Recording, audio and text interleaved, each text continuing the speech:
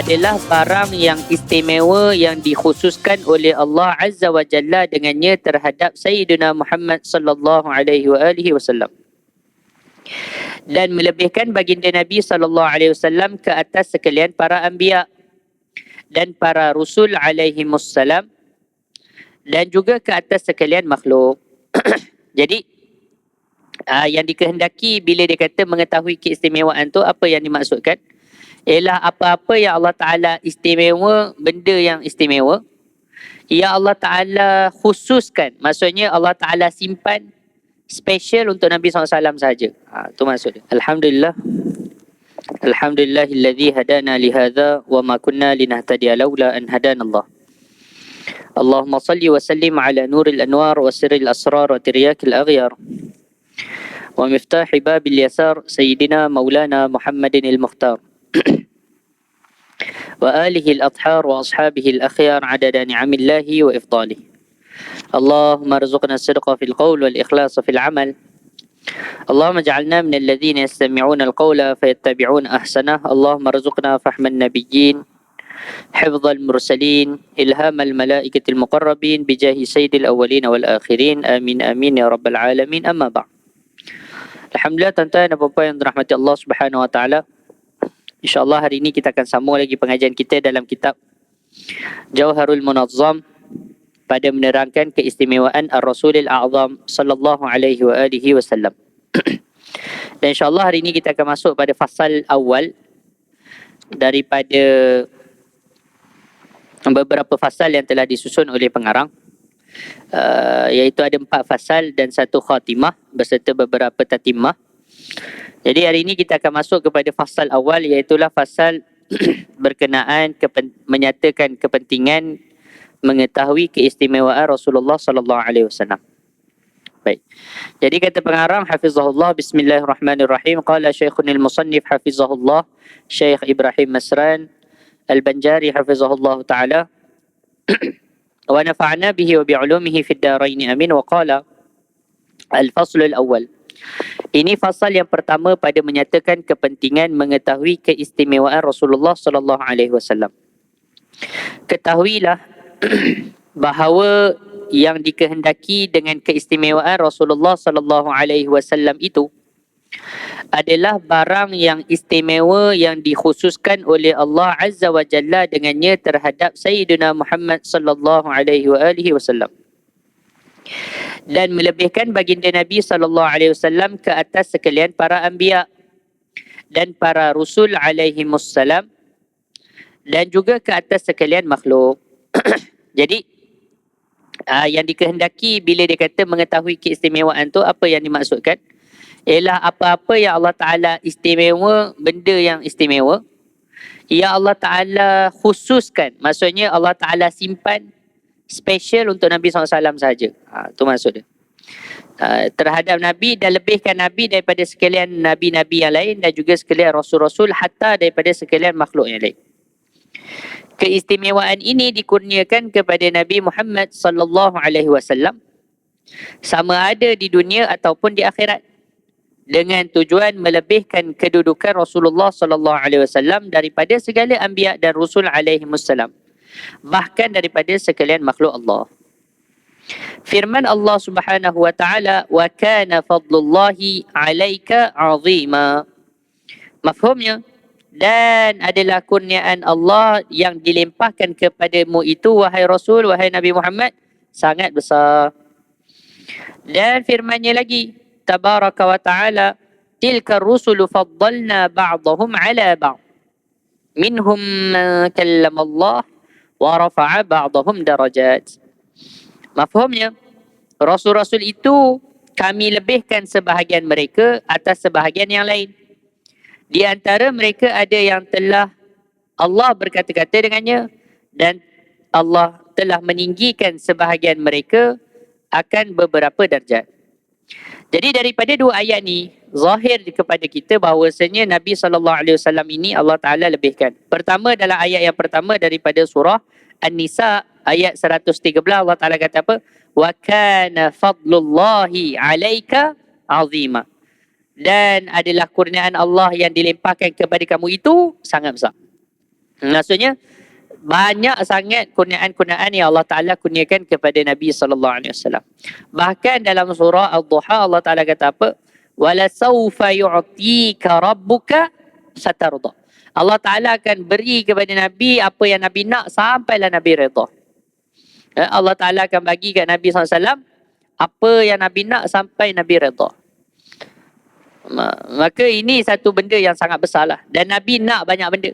Tapi Nabi nak banyak benda ni bukan untuk diri Nabi SAW, bahkan untuk umat Nabi SAW. Sebab itu kata para guru kita, kan, kata guru kami Al-Fadhil Ustaz Ahmad Salahuddin Al-Azhari Hafizahullah, ketika mana kita mengaji bab haji, kan, mengaji bab haji, bab umrah, antara amalan yang dituntut kepada kita pada hari Arafah apa dia? Ketika kita buat haji, rukun haji itu memanglah wukuf. Betul? Wukuf di Arafah. Tetapi wukuf tu sekejap je. Maksudnya kewajipan wukuf tu seketika je. Masuk je waktu dia lepas zuhur tu, kita duduk tu, selesai. Duduk dalam tanah Arafah tu, duduk, tak ada apa-apa pun. Kewajipan, kalau cerita bab wajib tu lah. Duduk saja, tak ada apa. Tetapi kenapa kita baca dalam hadis baginda Nabi SAW, Nabi berdoa pada hari Arafah daripada lepas zuhur tu. Kan, Nabi solat zuhur, kemudian Nabi khutbah di Masjid Namirah. Kan, solat zuhur di Masjid Namirah dengan jamaah takdim. Kemudian solat beri khutbah Arafah. Kemudian Nabi bergerak ke Jabal Rahmah, kan. Tapi Nabi tak naik atas, Nabi duduk bawah dekat kawasan yang orang parking bas tu. Okey. Maka kemudian Nabi buat apa? Nabi doa sampai maghrib. Kan? Nabi berdoa sampai sebelum maghrib, sampai maghrib. Jadi kalau kita tengok lama Nabi doa. Berapa jam? Katalah zuhur, Arab Saudi masuk ke 12, kan. Katalah selesai habis solat dan khutbah semua, dan perjalanan dari Masjid Namirah tu nak sampai ke Jabal Rahmah tu, katalah ambil sejam. Katalah pukul 1. Kan? Kata pukul 1. Maghrib pukul apa? Lebih kurang pukul 6, kan? 6.30. Katalah 1.30 ke 6.30. Berapa? 2.30, 3.30, 4.30, 5.30, 6.30. 5 jam Nabi berdoa. Lebih kurang 5 jam, 5 ke 6 jam Nabi berdoa. Nabi doa untuk siapa? Kadang-kadang orang kata, Ustaz nak doa apa kan? 5 minit doa dah habis dah nak minta. Betul? Kalau kita doa, kita minta, ya Allah, kan, bagilah saya tu, ya saya ni, saya ni, saya ni, saya ni. Yelah, kita minta, kita ulang minta. Pun paling lama pun kita boleh lajak tarik tu 10 minit lah. Lepas tu kita dah letih dah. Betul tak? Dah tak tahu dah nak minta apa. Kita rasa macam banyak, kan. Saya teringat ada seorang guru bisnes ni lah, yang mengajar kita punya orang-orang yang nak buat bisnes, kan, macam mana nak start bisnes. Dia suruh tulis 100 impian anda, kan. Baru tulis 20 dah pening dah, tak tahu apa kita nak, kan. Jadi suruh tulis 100. Yalah, orang nak kaya, orang nak rumah, orang nak apa, dia suruh tulis 100, kan. Dah tak tahu dah, kan. Tulis 20, 30 je, paling banyak pun dah tak reti lah nak tulis apa, kan. Dia suruh tulis 100. Jadi kita ni kalau hajat diri kita sendiri memang tak banyak. Tetapi macam mana Nabi SAW boleh doa sampai berjam-jam, kan? Macam mana Nabi boleh doa sampai berjam? Sebab Nabi doa untuk umat. Nabi tak doa untuk diri sendiri saja. Nabi doa untuk orang lain. Jadi begitu juga kita, kalau kita dapat pergi, kan, dapat pergi Mekah, dapat pergi Madinah, kan, doa untuk orang. Selain daripada kita tunaikan hajat orang, bagi tolong orang, malaikat doakan untuk kita juga.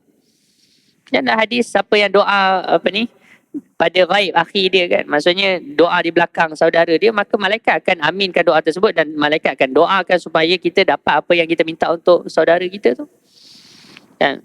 Jadi Allahumma salli ala sayyidina Muhammad, mereka minta untuk orang, minta untuk diri kita, minta untuk anak-anak kita, minta untuk pasangan kita. Kalau kita dah ada cucu, minta untuk anak cucu cicit kita, minta kampunan untuk mak ayah kita, untuk nenek moyang kita. Ramai orang, jiran-jiran kita, sahabat-sahabat karib kita. Ya Allah, ni kawan saya tengah sakit ni. Ya Allah, ni kawan saya dalam ICU ni. Ya Allah, rahmatilah dia, mudahkan urusan dia. Ya Allah, ni family saya, ni abang saya macam ni, kakak saya macam ni.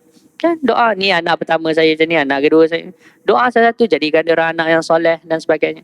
Jadi kalau kita doa pasal orang lain, kan banyak tu kita nak minta. Kan, doakan guru-guru kita. Ya Allah, guru saya ramai yang dah pergi. Ya Allah, rahmati mereka, berkati mereka dalam kubur, luaskan kubur-kubur mereka, kan. Jadi kalau ilmu yang diorang mengajar tu ilmu yang bermanfaat, amal jariah bagi diorang. Kan? Doa untuk komuniti kita. Oh banyak tuan-tuan. Kalau kita ni guru, kita ada anak murid, doakan untuk anak-anak murid kita. Kalau kita ni bos, ada staff, doakan untuk staff kita, apa masalah. Kan? Doakan supaya diorang pun cemerlang kerja. Yelah, diorang cemerlang, syarikat kita juga berjaya. Jadi jangan fikir diri kita saja. Doakan orang lain juga. Doakan orang lain juga. Baik. Jadi sebab tu Nabi SAW, Masya Allah, Allah Ta'ala bagi banyak kelebihan. Sebab apa? Nabi ni selflessness Nabi tu tinggi. Dan fikir pasal orang lain banyak. Kan? Banding fikir pasal diri sendiri, fikir pasal orang lain banyak. Sebab tu kenapa Nabi ni berjiwa besar. Kenapa Nabi tak nak ketika mana Nabi disakiti kan? Ketika mana Nabi disakiti kan? Kalau boleh nak balas balik je. Betul? Kalau boleh nak balas balik tu orang Taif buat macam-macam kat Nabi kan. Ini bukan sahabat nak balas balik, malaikat nak balas. Ya Rasulullah ni datang dua malaikat, kami nak ambil ni jabal ni. Nak ambil dua gunung. Kalau kat Kaabah tu, keliling Kaabah tu dikelilingi oleh dua banjaran. Satu banjaran Jabal Abi Qubais tu kan. Tu satu banjaran, sebelah sana saya lupa nama dia apa. Kawasan Hilton tu. Tu satu banjaran lagi. Jadi malaikat gunung tu nak angkat dua gunung dari Mekah nak campak kat Taif tu. Nak campak. Dia kata, ya Rasulullah ni kami hempap je lah dia orang dengan dua gunung kan. Confirm hilang terus. Nabi kata tak payahlah. Sebab apa Nabi harap ada dia orang ni nanti masuk Islam. Kalau tak ada orang, anak-anak dia orang lah. Dan Alhamdulillah sampai sekarang dia orang Islam. Kan? Sampai sekarang dia orang Islam. Dan banyak membantu agama dalam menyebarkan agama Islam. Okey? Jadi itu rahmat baginda Nabi SAW. Dan Allah Ta'ala sebut juga dalam ayat dan seterusnya dalam surah Baqarah kan, Allah Ta'ala kata apa? Tilka rusulu faddalna ba'dahum ala ba'd. Sebahagian Nabi ni kami telah lebihkan sebahagian daripada sebahagian yang lain. Minhum man kallam Allah. Ada yang mereka telah berkata-kata dengan Allah Ta'ala. Allah Ta'ala telah berkata-kata dengan mereka. Ini siapa? Nabi Musa AS. Wa rafa'a ba'dahum darajat. Dan sebahagian mereka kami tinggikan, kami naikkan, angkatkan beberapa darjat daripada mereka. Dan ini kata para ulama tafsir, cerita tentang Nabi SAW. Jadi Allah Ta'ala angkat darjat baginda Nabi SAW. Adapun kepentingan dan faedah mengetahui keistimewaan baginda Nabi SAW ini, maka iaitu amat banyak. Di antaranya ialah, di dalam kitab ni pengarang sebut 3. Pertama, Rasulullah SAW adalah wasilah yang penting dalam ubudiyah kita kepada Allah Azza wa Jalla.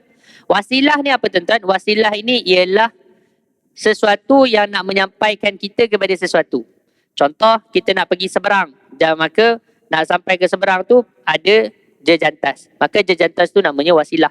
Kita nak pergi ke seberang sana, tengah-tengah kita ni ada sungai. Maka kita perlukan apa? Jambatan. Maka jambatan tu wasilah. Maka kata pengarang, Nabi SAW ni apa? Wasilah yang penting dalam ubudiyah, kehambaan kita kepada Allah Ta'ala. Kenapa? Kerana baginda SAW, kerana dengan baginda SAW dan daripadanya SAW, kita dapat mengenal Allah dan mengenal syariat Allah. Dan mengenal cara-cara dan batas-batas di dalam ibadah dan kehidupan. Sedangkan tujuan hidup kita ini tiada lain melainkan mengabdikan diri kepada Allah Azza wa Jalla. Jadi Allahumma salli ala sayyidina Muhammad, kita ni faham. Kata para ulama, kita dengan akal kita boleh tahu ada Tuhan. Betul. Memang zaman dulu ahli falsafah antara orang yang sangat kenal Tuhan. Tetapi dia kenal Tuhan sekadar level akal. Ya, memang dengan akal kita boleh kenal adanya Tuhan. Boleh. Dia tak perlu wahyu yang tu. Dengan akal yang sihat, dengan cara fikir yang betul, kita boleh kenal ada Tuhan. Alam ni ada pencipta, maka pencipta itulah selayaknya dipanggil Tuhan. Tetapi kita tak tahu siapa nama Tuhan tu. Tu tak tahu. Betul? Macam tuan-tuan lah tahu ke nama saya? Kalau tak tengok jadual kuliah tu, tak tahu juga. Kalau Tok Imam tak bagi tahu, tak tahu juga. Kalau tengok muka ni nampak macam boleh kenal orang nama, kenal nama tengok muka. Tak boleh tuan-tuan. Kan? Kita tembak-tembak boleh lah. Kan? Sekarang ni orang ramai nama Muhammad. Ni nama Muhammad ni. Kan? Itu main teka kan? Tak. Kita tak boleh tahu kecuali dengan apa? Perkhabaran. Maka kita tahu nama Tuhan yang selayaknya disembah ni ialah Allah, ialah melalui apa? Melalui perkhabaran Nabi SAW. Kalau tak ada Nabi, maka kita pun tak tahu nama Tuhan ni ialah Allah. Tak tahu. Maka dengan Nabi lah kita kenal Allah Subhanahu Wa Taala. Nabi lah yang bagi tahu Allah Taala ni begini, begini, begini, begini. Kita level basic je kita tahu. Kan? Level basic tu apa? Kita tahulah kewujudan Tuhan. Dan kita tahulah dia lah yang maha berkuasa dan dia lah yang boleh buat segala-galanya. Tapi yang lain-lain ni kita tak tahu. Bagaimana Allah Ta'ala bermuamalah dengan hamba-hamba dia, kita tak tahu kecuali dengan perkhabaran Nabi SAW. Kan? Kita ada assumption. Kan? Ada sebahagian orang dia assume. Bila Allah Ta'ala memberi, maksudnya Allah Ta'ala sayang orang tu. Itu assumption yang salah. Tak tepat. Adakah sebab Allah Ta'ala memberi menyebabkan tanda Allah Ta'ala sayang? Kalau macam tu, Bill Gates orang yang paling Allah Ta'ala sayang. Tak mungkin lah. Tak mungkin Allah Ta'ala sayang orang kafir. Dengan sayang yang khusus. Semua makhluk Allah Ta'ala yang Allah Ta'ala cipta, ya memang ada sisi mahabbah di situ. Tetapi, tidak mungkin kita kata dengan makna yang khusus Allah Ta'ala memberi. Sebab ada sebahagian orang faham. Oh, kalau saya ni suka ke orang, saya bagilah. Kalau saya tak suka, saya tak bagi. Jadi macam tu orang faham, Allah Ta'ala sayanglah orang-orang US dan Allah Ta'ala tak sayang orang-orang Palestin. Macam tu ke?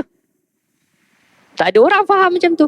Jadi macam mana kita faham bahawasanya memberi dan juga menahan daripada pemberian ini bukan tanda kesayangan Allah Subhanahu Wa Taala atau bukan gitu. Kan? Jadi siapa yang ajar tu? Nabi SAW. Kan? Siapa yang ajar? Nabi SAW. Walaupun kelaziman akal kita fikir macam tu, tetapi bukan macam tu Allah Ta'ala bermuamalah. Kalau macam tu, Allah Ta'ala sebut kan? Allah Ta'ala sendiri sebut dalam Quran. Kalaulah aku nak kira setiap apa benda yang aku bagi ni, kan, dengan amal ketaatan yang orang buat, maka orang tak mungkin.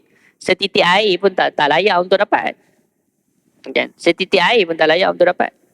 Sebab apa? Sebab kita, apa yang kita buat tak sama dengan apa yang Allah Ta'ala bagi. Tak layak pun dapat apa-apa. Tapi sebagai orang dia rasa entitled. Kan? Entitlement ni masalah. Hatta zaman sekarang kan. Untuk budak-budak terutama ni lagi lah. Oh, saya ada degree, saya kena minimum gaji saya RM2,500. Tu masalah entitlement. Kan? Tak tahulah dari mana datang kepercayaan macam ni kan. Tetapi memang macam tu lah. Kita tahu bahawasanya kehidupan ini ialah penentuan. Okey, baik. Jadi Allahumma salli ala sayyidina Muhammad, kita kenal Allah melalui Nabi. Dan setelah kita kenal Allah Ta'ala, betul kita faham, okeylah saya faham ada Tuhan. Tapi macam mana nak sembah Tuhan ni? Saya faham ada satu Tuhan, dia lah yang mencipta kita. Okey. Tetapi macam mana nak sembah dia? Jadi Allah Ta'ala disembah dengan cara yang Allah Ta'ala nak, bukan dengan cara yang kita nak. Betul? Boleh ke kita sembah Allah Ta'ala dengan cara yang kita nak? Saya rasa macam ni lah kot. Solat maghrib ni 3 macam tak sesuai je. Saya rasa patut 4 rakaat lah. Okey? Jadi tak. Allah Ta'ala disembah dengan cara yang Allah Ta'ala nak dia disembah. Bukan dengan cara kita. Sebab itu, kita tak mungkin tahu macam mana cara nak sembah Allah kecuali dengan perkhabaran Nabi SAW. Nabi yang bagi tahu. Cara nak buat apa ni, sembah Allah Ta'ala begini. Sebab tu ada hadis kursi. Hamba aku nak mendekatkan diri dia kepada aku ialah dengan apa? Dengan melakukan segala benda yang aku wajibkan. Kan? Kalau tidak orang tertipu. Nampak solat tahajud ni macam power kan. Solat duha ni bagus ni. Jadi kita buat solat tahajud, solat duha tapi subuh tak buat. Kan pening.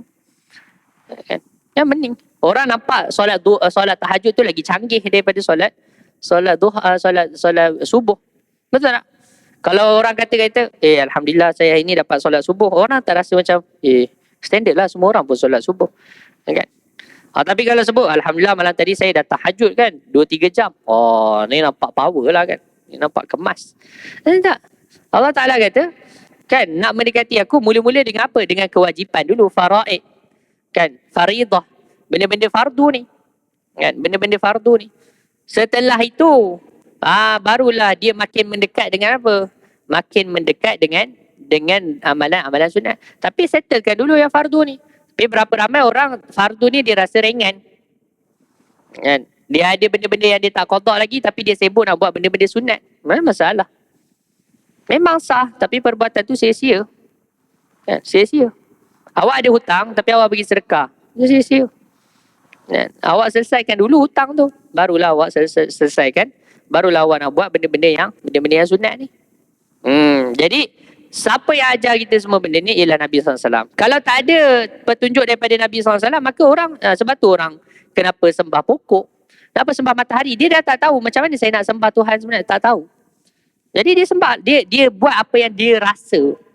Sebab apa? Tidak ada panduan wahyu. Maka alhamdulillah kita ni ada apa? Kita ni ada Nabi SAW. Nabi tolong bagi tahu kat kita nak sembah Allah Taala dengan apa? Semayang fardu ni. Kan? Pertama sekali iman lah. Itu iman kan. Iman ni amal hati. Jadi iman kepada Allah Subhanahu Taala tu pertama sekali lah yang nak mengeluarkan kita daripada apa? Daripada kekal dalam neraka selama-lamanya tu apa? Iman tu. Kan? Iman dan syahadah tu. Jadi Nabi ajar kita itu pertama. Kemudian apa dia? Jaga semayang. Jaga semayang. Dah saya dah semayang dah buat. Okey, tambah amal sunat pula. Jaga juga benda-benda yang tahunan ni, apa dia? Puasa setahun sekali. Kan? Apa lagi? Bayar zakat. Kalau fitrah setahun sekali. Kalau banyak reta sikit, pun bila cukup haul, bila cukup nisab, bayar. Yang wajib-wajib. Kalau dah sampai seruan, dah dapat panggilan tabung haji, pergi haji pula.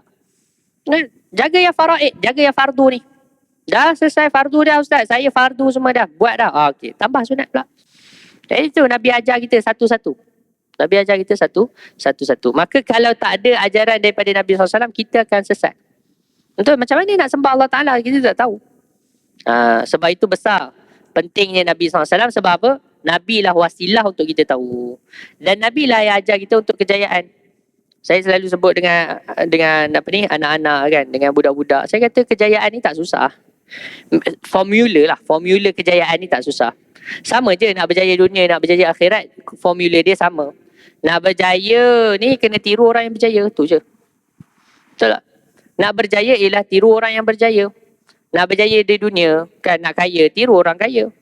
Kan, macam mana cara dia bekerja, macam mana cara dia bermuamalah, macam mana dia punya juhud dia. Ya, saya sebut kalau kita nak jadi ahli dunia, jadi ahli dunia betul-betul. Maksudnya dengan jalan dia lah. Ini kan, saya nak kaya tapi suam-suam kuku, tak, kan payah. Kan kita tak ikut jalan yang sebenar yang macam mana. Maka begitu juga orang yang nak dapat akhirat. Kita nak dapat akhirat tapi tak ikut jalan dia. Kita nak syurga tapi tak ikut macam mana cara ahli syurga beramal. Satu-satunya orang yang confirm masuk syurga Nabi SAW ialah dengan para sahabat lah. Okay, maka ikut bagaimana Nabi SAW beramal. Ya, ikut macam mana Nabi SAW beramal.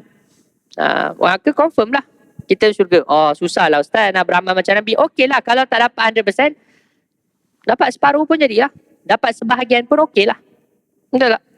Dapat sebahagian daripada daripada cara Nabi SAW tu pun besar rahmat dah.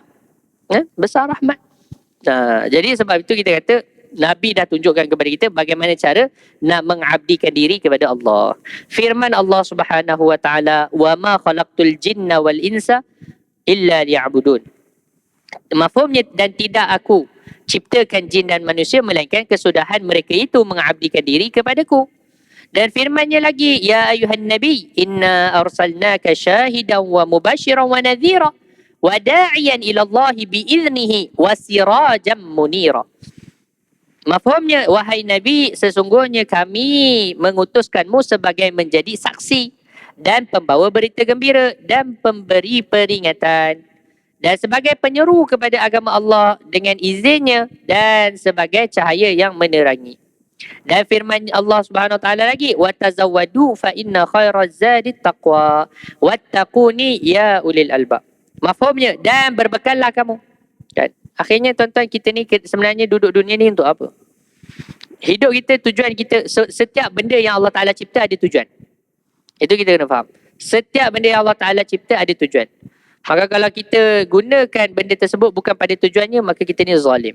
Dan kita ni bila zalim, maka hukumnya berdosa. Maka Allah Ta'ala cipta kita ada tujuan. Apa tujuan Allah Ta'ala ciptakan kita? Tujuannya ialah untuk apa? Untuk beribadah kepada Allah Ta'ala. Betul? Tujuannya ialah untuk beribadah kepada Allah Subhanahu Wa Taala. Jadi macam mana kita nak beribadah kepada Allah Taala dalam seluruh kehidupan kita? Maka tidak dapat tidak kita kena rujuk kepada kehidupan Nabi SAW. Macam mana Nabi beribadah kepada Allah Taala, sebab tidak ada orang yang sempurna kehambaan dia kepada Allah Taala melebihi Nabi SAW. Tetapi kita juga tahu Nabi bukan duduk masjid 24 jam. Tak. Ada waktu Nabi keluar pergi perang. Ada waktu Nabi keluar duduk rumah. Ada waktu Nabi keluar pergi pasar. Ada waktu Nabi pergi. Ada waktu Nabi rihlah. Kan? Kita tahu dalam Masjid Nabawi tu kalau kita pergi belakang sekali dekat pintu. Pintu apa? Saya pun tak ingat nombor pintu tu lah. Tapi dekat dengan pintu. Saf terakhir sekali tu. Dia dekat tengah-tengah sikit. Tapi dekat belakang lah. Dia kan ada telaga kat situ kan. Telaga tu dah kambus lah. Bi'ru Ha tu kan. Telaga Ha tu. Tempat apa? Tempat Nabi berehat dengan sahabat-sahabat kat situ. Kan seluruh belakang tu semua dulu kan kebun.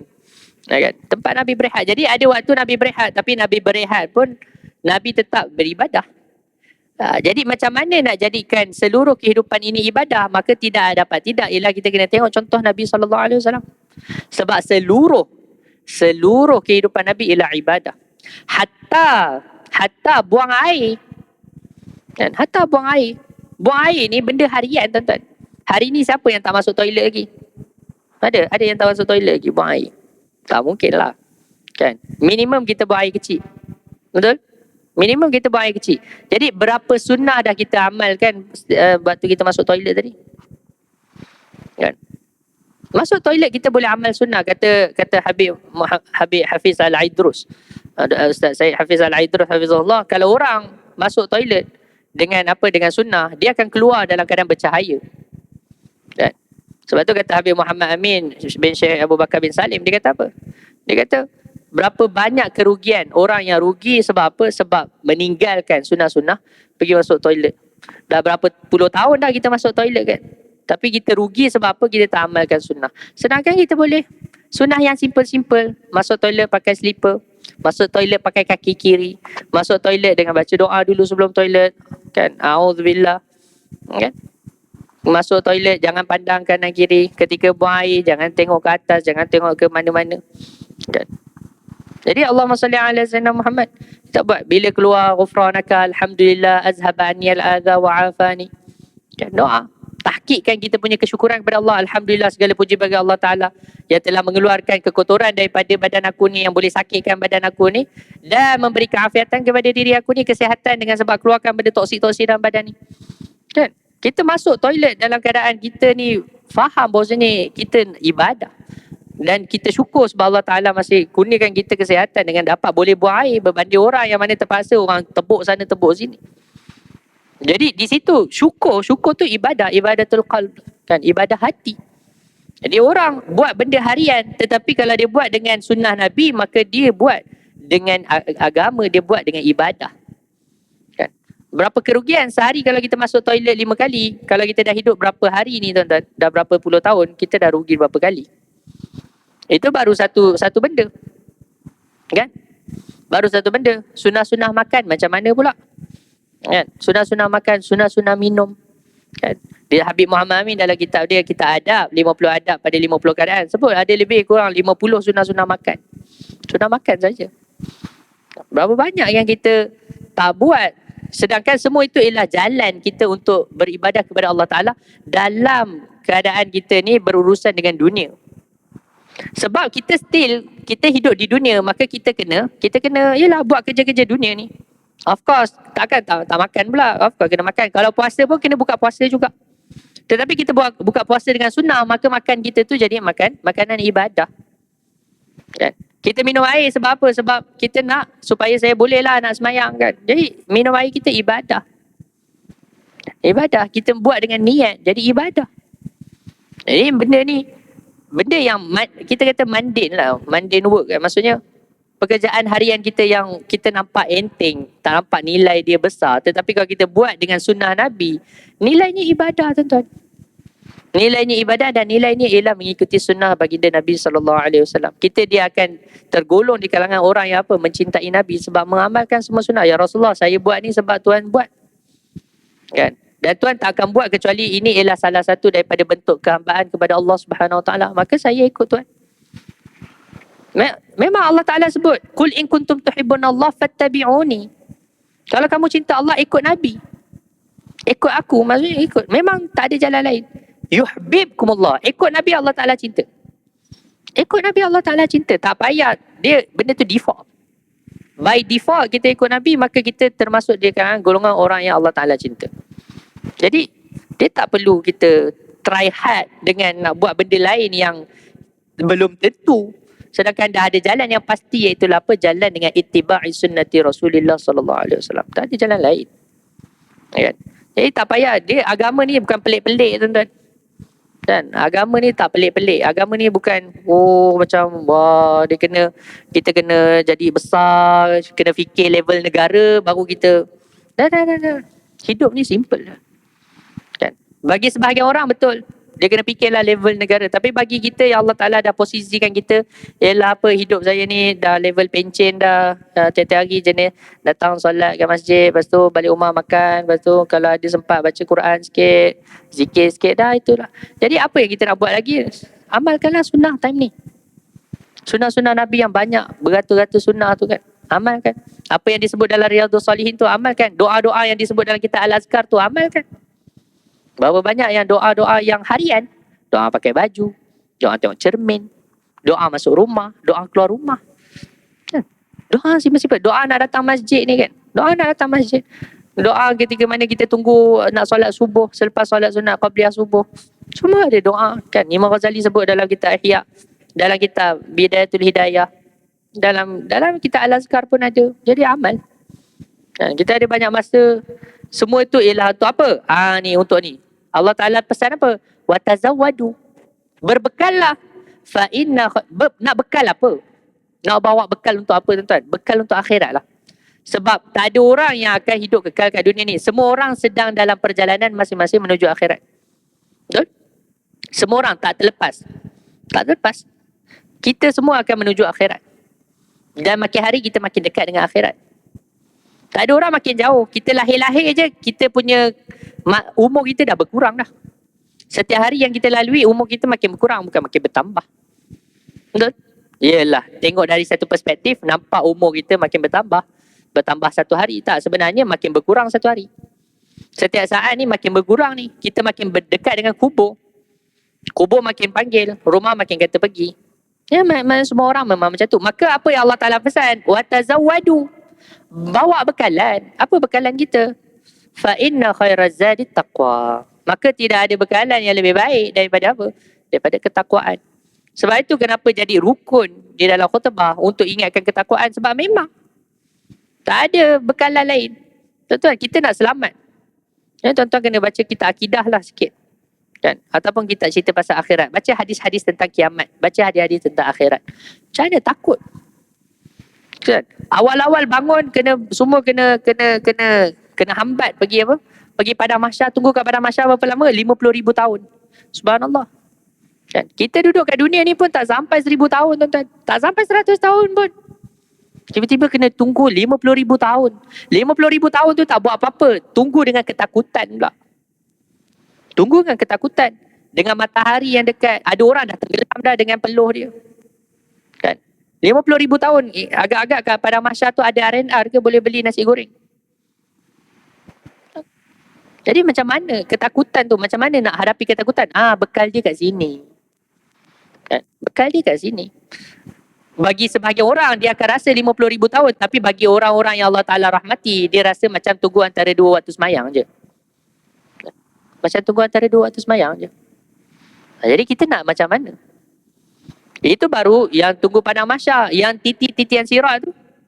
Dan dalam sebahagian riwayat, ya ulama khilaf lah tentang masalah tu. Tapi ada ulama berpandangan bahawasanya titian sirat tu dia ada 3 level kan. Level mendaki, level mendatar, level menurun. Mendaki saja 1,000 tahun. Level mendatar 1,000 tahun. Level menurun 1,000 tahun. Ni Imam Baijuri riwayat lah dalam kitab Tuhfatul Murid Syarah Jawharatul Tauhid kan. Jadi tu je dah 3,000 tahun tuan-tuan. Tu belum tahu bawah tu ada neraka tak, kena tarik ke bawah tu pula. Macam mana nak selamat? Macam mana nak selamat? Apa amalan kita nak bawa bekal untuk selamat lalu titian sirat ni? Sebab kita tahu ada orang yang sepantas kilat. Ada orang yang macam ribut pergi. Ada orang yang macam naik kenderaan, ada orang yang macam berlari, ada orang yang macam berjalan, ada orang yang macam merangkak. Jadi kita ni level mana? Jadi kata Imam Bajuri dalam syarah, dia kata apa? Orang tu ikut kepantasan dia, ikut macam mana? Ikut bagaimana cepatnya dia menolak menolak lintasan hati yang untuk buat maksiat. Lagi cepat dia tolak, maka lagi cepatlah perjalanan dia di atas titian sirat. Begitu juga masalah tunggu tadi kan, peluh. Kata para masyayikh, siapa yang tidak berpeluh dalam melaksanakan ketaatan di dalam dunia ini ataupun menanggung kesabaran dalam ujian di atas dunia ini, maka dia akan tenggelam dengan peluh dia sendiri dekat akhirat. Tapi kalau kat sini dia dah banyak berpeluh, insya-Allah kat akhirat nanti dia tak tenggelam dengan peluh dia di padang mahsyar. Jadi semua tu ialah bekal kat sini. Semua tu bekal. Sebab tu Allah Taala kata watazawwadu. Bawa bekalan. Kan? Berbekallah kamu fa inna khairaz zadi taqwa. Maka sesungguhnya sebaik-baik bekal ialah takwa. Wattaquni ya ulil albab. Dan bertakwalah kamu kepadaku wahai orang-orang yang berakal. Jadi takwa ni apa dia? Takwa ni ialah imtithali awamirillah wajtinab nawahihi. Buat semua yang Allah Ta'ala suruh, tinggal yang Allah Ta'ala larang. Ya, memang itu je. Memang itu je tuan-tuan. Bunyinya simple. Betul. Dan dia simple as that. Memang. Cuma masalahnya apa? Kita mungkin tak tahu, oh ini tak boleh rupanya. Yang tu kena ngaji lah sikit. Kena ngaji lah fardu ain tu. Bab fiqahnya apa yang kita boleh buat, apa yang tak boleh buat. Kalau tak tahu, jangan buat dulu. Ni orang buat dulu baru tanya. Ustaz, ni saya nak buat akad muamalah ni boleh tak? Oh tak boleh. Alamak Ustaz, saya dah buat, macam mana? Dah. Kenapa buat dulu? Tanya dulu. Tanya dulu. Sebab tu kata para ulama, jangan buat sesuatu sebelum kita tahu apa yang Allah Ta'ala kata dalam hal tersebut. Kalau Allah Ta'ala larang, jangan pergi cuba-cuba buat. Jangan pergi cuba-cuba buat. Jadi, nak takwa tu simple je. Buat yang Allah Ta'ala suruh, tinggal yang Allah Ta'ala larang. Yang Allah Ta'ala suruh tak banyak pun tuan-tuan. Banyak ke? Tak banyak. Hak tu, tiap-tiap hari kita kena apa? Solat 5 waktu je, hal lain mana ada? Kan? Hal lain ada yang lain. Yang maksudnya as a physical punya, yang kita kena commit kepada benda tu. Tak ada. Tiap-tiap hari sembahyang 5 waktu jaga. Hal lain semua sunat. Hati mungkin ada. Jangan takabur, jangan sum'ah, jangan iriya, jangan ujub, jangan kufur, jangan syirik. Tu adalah. Tetapi yang lain tak ada. Khalas. Yang ada muamalah kita dengan manusia. Okay. Jaga hati orang, jangan lukakan hati orang, jangan cakap macam-macam, jangan mengumpat orang, jangan namimah orang, jangan jangan buhtan, jangan fitnah, jangan cerita pasal orang. Okey, hak tu muamalah kita dengan manusia yang ada hukum syarak. Itu kena tahulah. Tahu sikit. Yang lain tak, khalas tak ada. Buat yang Allah Taala suruh, tinggal yang Allah Taala larang. Tak susah pun. Okay. Tetapi ya betul, kita ada ujian. Kalau senang sangat, senang semua orang pula masuk syurga kan. Ya of course ada ujian. Ujian apa? Ujian syaitan. Ujian nafsu. Di situ mujahadah tu. Di situ Allah Ta'ala nak tengok kita ni nak duduk level mana. Level-level para nabi, maksudnya siddiqin ke, level syuhada ke, level salihin ke, atau level yang bawah-bawah. Di situ nak tengok tu. Tetapi apa yang kena buat tu banyak tu je. Tak banyak pun. Kan? Yang lain ni semua sunat. Untuk tampunglah kurang-kurang kita kat mana-mana tu kan. Kita baca Quran supaya kita ni menjadi min ahlillah wa khassatuh kan. Jadi ahli Allah Subhanahu Wa Taala. Ataupun banyak baca hadis Nabi, banyak selawat kepada Nabi, semoga kita ni menjadi daripada min ahli Nabi sallallahu alaihi wasallam. Kan? Semua tu ialah untuk apa? Kita panggil ni lah. Kita panggil apa? Kita punya insurans lah, insurans. Kan? Insurans keselamatan kita ni. Moga-moga dapatlah syafaat Nabi sallallahu alaihi wasallam. Kalau tak dapat syafaat Nabi, ni kita ni nak dapatlah syafaat kawan-kawan yang soleh, yang rajin ajak kita pergi masjid ni. Itu syafaat. Mungkin syafaat daripada guru dan saya pun mungkin syafaat dari tuan-tuan, kita tak tahu. Kalau kita ada anak soleh, kalau anak kita hafiz Quran, kita nak syafaat daripada dia. Mungkin anak kita ulama, ada syafaat daripada dia. Dan ni semua ialah apa? Ni semua kita panggil apa? Warranty ataupun kita punya insurans yang nak selamatkan kita lah ke akhirat kelak. Yang wajib-wajib hatu je, tak banyak pun. Yang sunat-sunat ni lah nak, kalau kita mungkin ada dosa yang kita tak perasan, nak hapuskan dosa tu. Kan? Kalau amal wajib kita ni kurang, itulah yang nak tampung-tampung sikit. Solat sunat qabliyah ba'diyah tu. Kan? Kalau mungkin kita ni kurang bersyukur tu, solat duha kita tu. Kan? Wirid kita tu kan, alhamdulillahirabbil alamin hamdan yuafi ni'amah wa yukafi'u mazidah. Itulah nak tampung kita punya apa, kekurangan harian kita kan. Tapi as a basic Muslim, khalas, tak susah apa. Kan? Tak susah. Jadi bawa bekal. Jadi kita faham kalau kita ni orang tak tahu kan. Orang tak ambil perhatian tentang mencari bekal akhirat ni. Sebab apa? Sebab dia tak selalu baca. Dia lupa yang dia nampak tiap-tiap hari dunia je. Dan sebab tu bagus tuan-tuan kalau kita ni apa? Ada kawan-kawan yang kalau ada yang meninggal, kita ikut hantar jenazah. Supaya ingatkan kita yang kita ni pun akan masuk juga kubur. Kan? Jadi bersedialah dari sekarang. Saya waktu sepupu zaujah saya meninggal, umur sebaya dengan saya. Kan? Saya fikir panjang, 2-3 minggu tu saya cerita semua pasal mati je. Ngajar kuliah akidah pun cerita mati, fiqah pun cerita mati, semua cerita mati. Sebab apa saya fikir? Saya sama umur kot. Tahun lepas ke? Betul, tahun lepas meninggal. Kan? Bukan pasal COVID pun, pasal benda lain. Kawan tu pun sihat je. Pasal cabut gigi je pun. Kan? Pasal cabut gigi. Nah, tapi cabut gigi, darah tak berhenti, lepas tu wafat. So, cek rupanya ada leukemia kan. Jadi darah tu dia tak boleh nak stop. Jadi darah keluar banyak. HB dia kosong. Yang 35 kot HB dia. Khalas kan. Jadi saya fikir, ya Allah kan. Umur sebaya saya. Jadi lepas tu saya tengok dia duduk dalam kubur tu. Tuan-tuan, kita duduk sorang-sorang kot. Betul tak? Tak ada mereka bawa turun kipas ke lampu, tak ada kan. Dah lah gelap, panas pula. Kan, sempit macam tu pula. Duduk sorang-sorang. Kita dah ada bekal belum? Kan? Kita dah ada bekal belum? Yang dah senior-senior ni kita tak tanyalah, insya-Allah lah tuan-tuan banyak bekalan kan. Tak, yang muda-muda yang banyak alpa macam saya ni lah. Kan? Yang kita ni rasa macam lambat lagi nak mati ni kan. Tak tahu. Jadi kita dah sedia belum? Kena tanya tiap-tiap hari benda tu. Dah sedia belum nak mati ni? Kan? Kalau tak sedia, kena sedialah. Kalau tak sedia, kena sediakan. Sebab Allah Ta'ala sebut, wa tazawwadu fa inna khairaz zadi taqwa. Jadi itu saja tuan-tuan pada hari ini. Saya minta maaf salah silap kurang-kurang. InsyaAllah nanti kita sambung lagi pada pertemuan yang akan datang. Wassallallahu ala sayyidina Muhammad wa ala alihi wasallam. Wassalamualaikum warahmatullahi ta'ala wabarakatuh.